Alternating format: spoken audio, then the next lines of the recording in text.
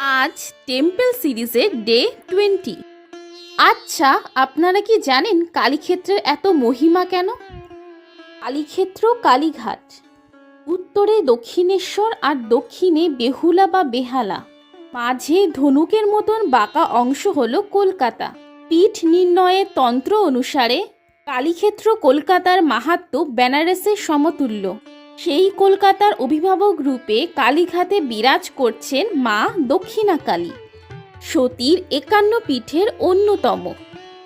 বলা হয় বেহালা থেকে 2 যোজন ব্যাপী কালীক্ষেত্রে 3 কোণায় অবস্থান করছেন ব্রহ্মা, বিষ্ণু ও মহেশ্বর।